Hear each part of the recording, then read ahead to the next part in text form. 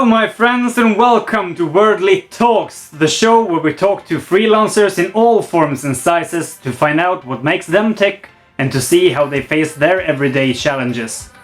In today's episode we're gonna talk to Svetoslav Dimitrov about his work as a copywriter.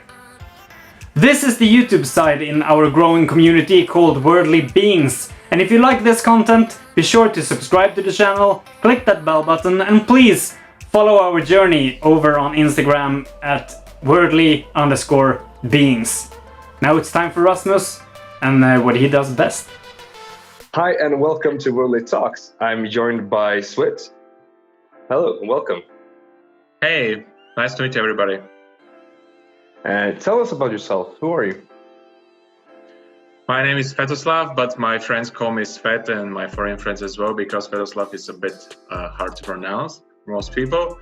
But I come from Bulgaria, and currently I'm involved into digital marketing and especially into copywriting. So I'm helping businesses make more money by positioning their sales message online, sounding better, and just helping them sell more of their stuff in an ethical way, of course. All right. So how did you get into this part of the business? Was it like always for you, like, yes, this is what I'm going to do, or did you work yourself into it? That's an interesting question, because I graduated in international relations and European politics, and I had a job for the government for a couple of years, but I didn't like it very much, so I quit. And then I was traveling with my parents through Europe with a car, and then we stopped in Geneva in Switzerland, and I talked to a lady, I think she was from China, and we talked for like 2 hours. We hit it up, and she invited me to visit her, and I went there. I loved the country, came back, started learning Chinese, went there again, then didn't like it. And when I came back, I was like, I have so many impressions that I need to share that I created a travel blog. So I have already quit my government job, so I knew that I was good at writing. So that's when I started my travel blog. Also, I was aware that I wouldn't be able to monetize it in the first couple of months, especially. So I started looking for content writing jobs, and then I slowly transitioned to copywriting when I realized it's better. There are no fixed rules like SEO and all the other things, and also because the money is much better then. So this is like in a nutshell how I got into that. All right. So the motivation came from you going to China and to coming back, creating your travel blog. But what keeps you motivated? Like, what keeps you driving further? I would say the best thing about my job is the freedom that I have. Like, I don't have to report to a boss. I don't have to get up at 6 or 7 and commute to work or something like that. And that's actually, before I went to China, I had a freelance job as a translator for a few months. I was like, I really like that lifestyle. So when I went there and had a job, I was like craving to have that freelance and free lifestyle that I have. And nowadays I also have an email list, and I think an email list is the best way to have like let's say a passive income, because you can like create digital or physical products and sell them to your list. Of course, you have to provide value and you have to know your audience, but the idea is like you can work a couple of hours a day and then you can have the rest of the day off or do whatever you like. And this keeps me so much more motivated to continue. I also want to help more people, and then when I grow my business, I can hire other people, teach them or outsource stuff to them and work, especially in countries that are not very rich or not as abundant as European countries or the US as well. So this is what drives me, the freedom and the desire to help. All right. But you work most with clients, like companies reaching out to you, wanting your help to create the content, right? But I'm trying to have like a middle ground right now, like with creating my email list. I also have, as I mentioned, I started my travel blog initially before I even got into that, but it was all over the place. It was a big mess. So now I'm creating a new website with a friend of mine who is also a travel blogger, and we're gonna focus on that in the next years, because as you know, now in the COVID time, it's not possible to travel as much. So we are using this momentum to build the content, and then when the website starts generating traffic, and we can start selling and monetizing the website. So yeah, I'm seeking clients because I also get the inspiration and learn about different niches, but at the same time, I'm also trying to have my own business as a side. All right. But going back to the business part where you work with the clients, what is the process like? Could they come to you with the idea like, this is our company, this is what we stand for, this is what we want to sell? Is it mainly up to you to figure out a way to sell that product, or do you do it by sitting down with them and talk to them? Or I guess there are different cases. The ideal one would be companies that, like, because my ideal niche is health and health supplements. So these are usually very big companies that have many copywriters, many people working for them, so they know exactly what they want, and they understand the value of direct response marketing and direct response copywriting. But sometimes, especially here in Bulgaria, I have a few clients that also hire me to consult them on how to build their funnel, on the different parts of their marketing. So it's not a one size fits all, but yeah, most of the time they know more or less what they want, and then we always have a chat. For example, this morning I had a chat with a client from Australia, and they knew what they want, but they also asked me to do a couple of tests that are going to be paid, of course, but like they want to see what is my best side of the copywriting niche as well. So it depends on the client most of the time. On the client, yeah, of course. Yeah. So how long have you been doing this for now? Almost 5 years. 5 years, yes. And you're trying to start this website with your friend, make that go on as well? Yeah, that was like 6 months ago, and yeah, it's already growing. We are seeing already first steps that are like very promising. But with a new website, it's always challenging to like see anything in the first 6 months is a good result. Nice. We find that it's rarely spoken about when it comes to entrepreneurs and freelancers or business creators, as usual. The low points, the rough patches that are just annoying, because all we see on the Instagram pages and website is successful people doing what they love, getting paid for it. How is it for you, like the low points? Is there any moments where you feel like you just want to give up or quit, or is there something that always takes you further? Actually, I just had a post on Instagram which says that there are two, like I think Anthony Robbins is teaching that there are like the two most powerful emotions in life are the need to avoid pain and the desire to seek pleasure. And the first one is always more powerful than the second one. So that's why people are trying to avoid pain. And that's also the difference between should and must. So when you say I should do something, you always like say, maybe I can do it tomorrow or the next week or maybe next month. But then when you say I must do it because I want to avoid this pain and I don't want to, I want to continue being free. Like I want to have my lifestyle and wake up and work a couple of hours and go to lunch or whatever. So this is what really drives me. And especially in summer, because most businesses are vacationing and sometimes there are some lows in terms of client work.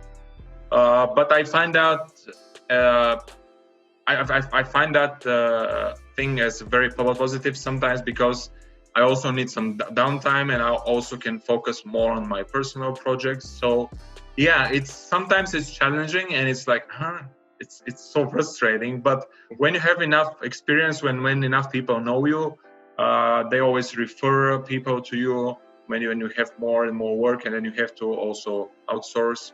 So I would say the first couple of years are very challenging, and if you are not niched down or focused enough, then you'll probably be like, what should I do next? Or you'll be accepting clients from everywhere. You'll be saying much more or many more yeses than nos, which is probably leads to frustration, because you cannot say yes to everybody, and sometimes there are clients that are not worth your time, and it's really frustrating. But it's inevitable at first, and you learn so much from this experience that you know what to avoid in the future when you have built your name and your reputation and authority. Yeah, and everybody's not going to say yes to you either. So that's something we all have to learn. Sometimes you're going to get turned down. Yeah, of course.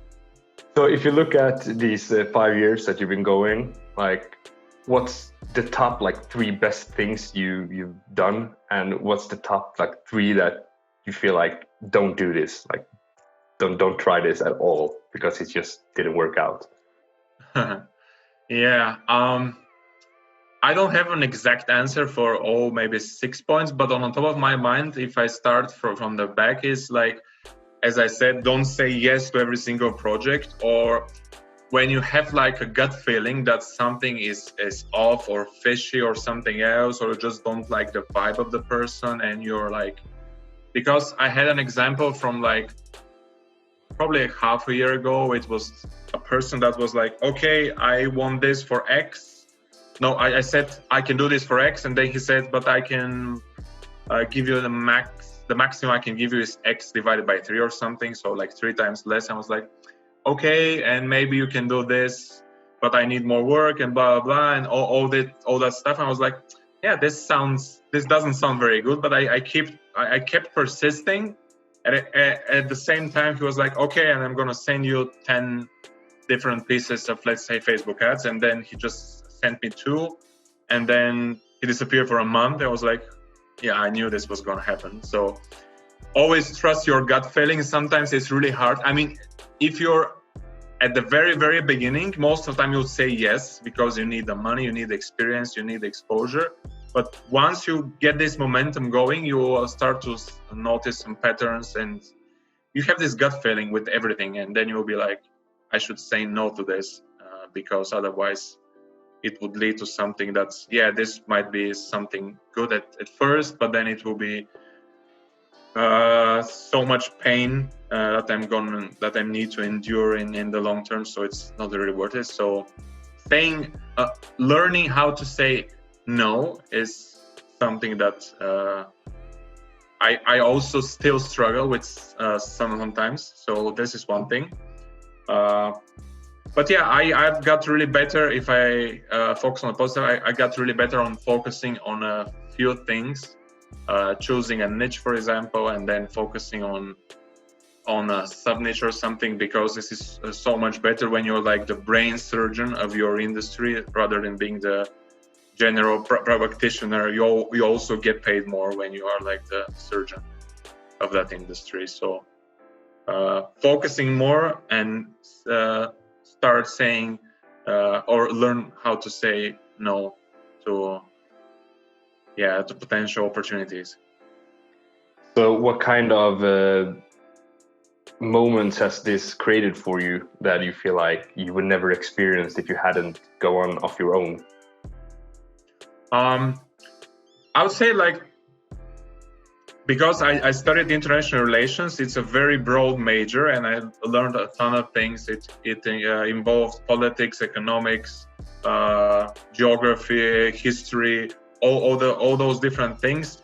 And I think this was similar to what my experience has been as a freelancer, because I learned so many different things, especially when I worked on a project with a few other people here. We did an ICO, which is in the cryptocurrency niche. This means an initial coin offering. So I was acting as a copywriter, a brand strategist, support guy, and whatever you can think of a company. I was almost doing every single thing there. I was like supporting in 3 different languages. Of course, I was not perfect, but this was a small company as a startup, and it was like you would probably almost never experience so many things in like 4 months that I did with this project, because you're doing it on your own, unless you have started a startup. But chances are you're going to be like a co-founder or CEO are much slimmer when they hire you, when they have like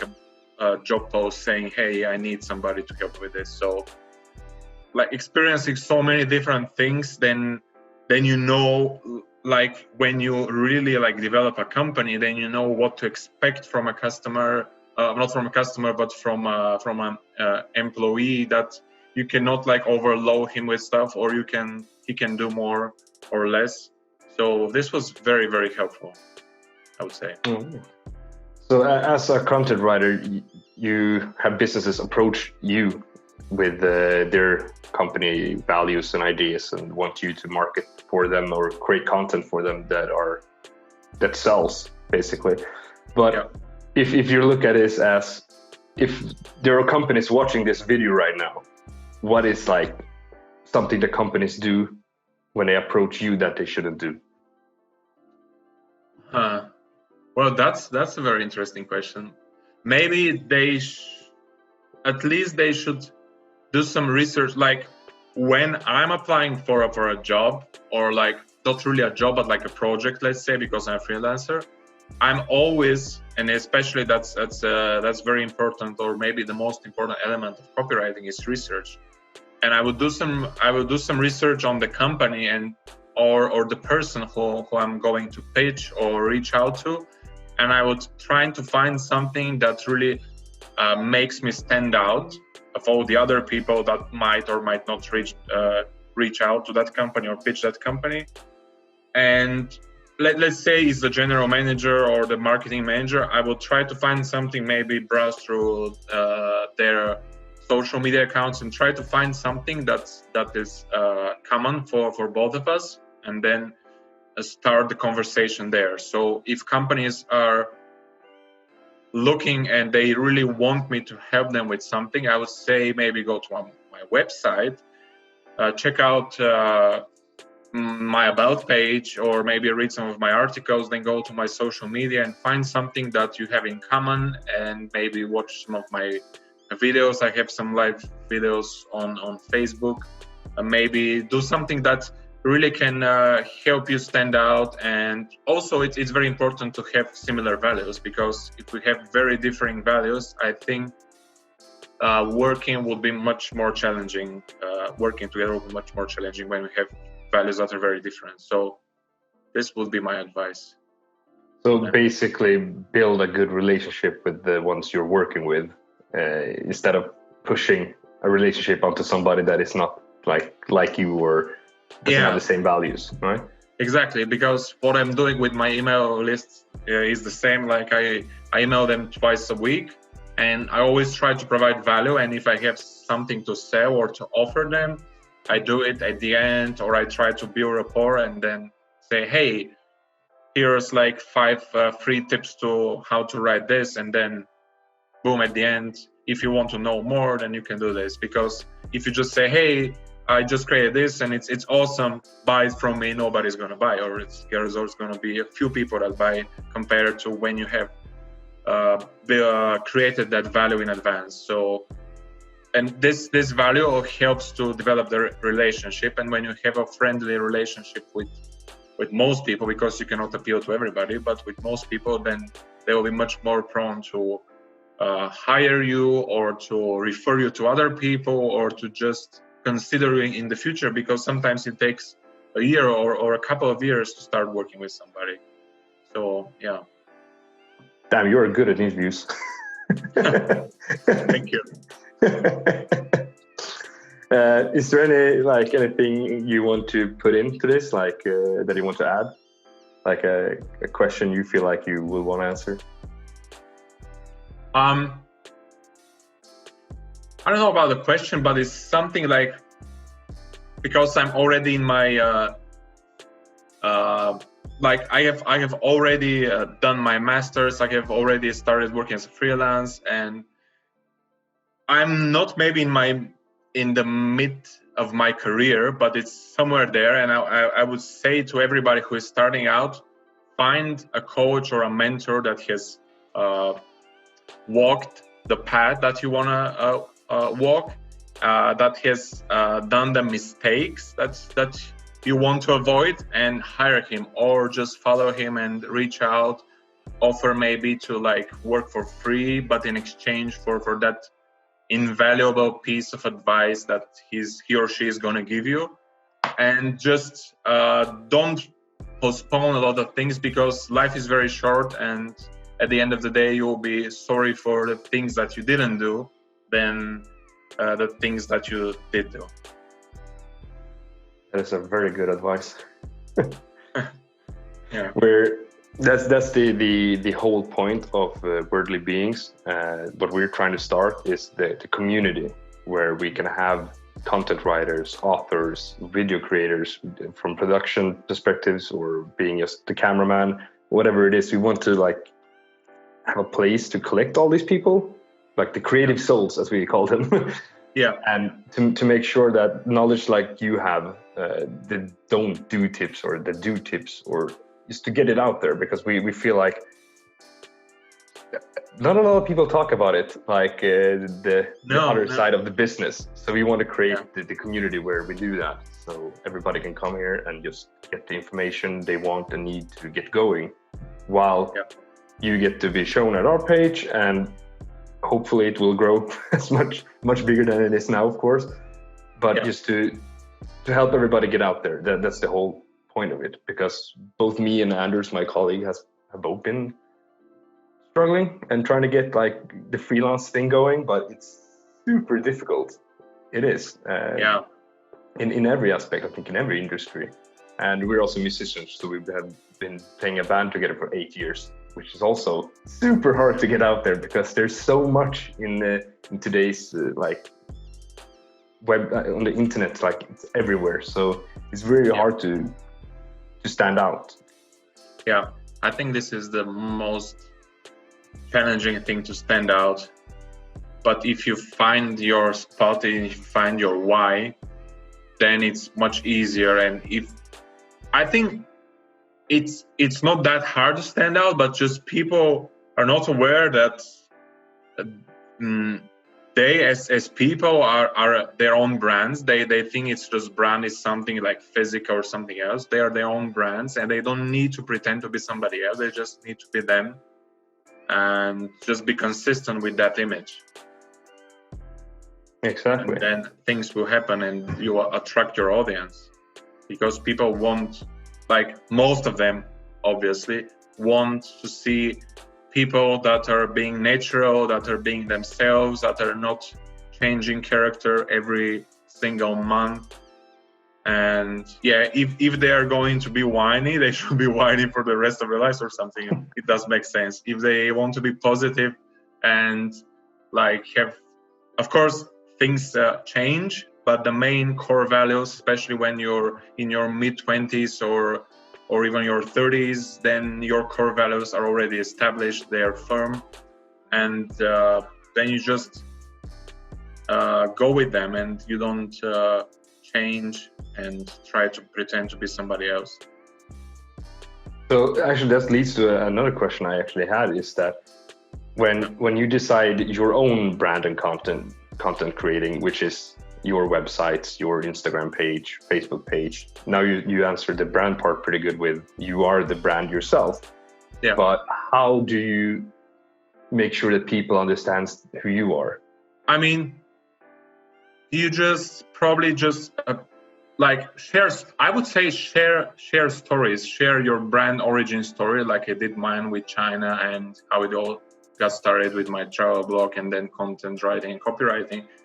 But storytelling is like sharing different stories struggles, because if you're always sharing and showing the positive side of life and of your life, then people will be like, okay, this is not real. Like, he has to have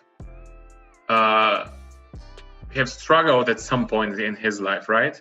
So sharing those struggles, of course, not sharing all the tiny different details that can put you in a very bad light, but sharing your struggles and your hero journey, like going through the ebbs and flows, then you can attract people, because you're like sharing and also sharing, like, let's say the challenges, but also then the moral and the lesson that you have heard from this particular challenge that you've overcome in the past. So I would say that is a very good way to start, and storytelling is the single most powerful vehicle to attract and to attract your readers, your audience, your clients, your customers. And then I also think Jeff Bezos, the CEO of Amazon, who, by the way, I think grew his company by 60% in the last 6 months during COVID, which is insane. I think it's almost like 200 billion right now. But anyways, I think he like last year he banned PowerPoint presentations during executive meetings, because they are like bullet points. Everything else is really boring and people are not paying attention. So he introduced like narrative and storytelling, and people would pay, like the executive, like the directors of different departments would pay so much more attention to every single detail when it's presented in a storytelling way. So, and this is like from the CEO that's like the richest person in the world right now. I would say this is a good example to follow then. That is actually, I didn't know that. that is super cool. During COVID? I think he did it like last year with the storytelling thing, but yeah, he grew the company in COVID with like, I think I saw a screenshot somewhere yesterday maybe. Like most of the big companies like Facebook, Google, Microsoft even, and Amazon and some others grew their income by like between 20 and 60% in the last 6 months. Well, people are staying at home and buying stuff online, so yeah. It is a good way to do that. Yeah, that's why I'm also like really happy that I've chosen this path, because people will be consuming more and more digital content, and they need people like me to tell them what is good and what is bad. Of course, I'm still learning. That's why I have all my mentors and masterminds that I'm a member of. But yeah, it's growing, and it's here to stay and grow even further. That sounds perfect. Svet, thank you very much for joining this interview with Worldly Beings. We're so happy to have you here, and hopefully we'll do a follow-up episode in the near future. Hopefully when the travel is allowed again, and we can do something really cool in real life. Yeah, it was my pleasure, and it will be awesome to maybe gather up somewhere and have a real meeting, not a real offline meeting. It would be so much cooler. Exactly. Thank you very much.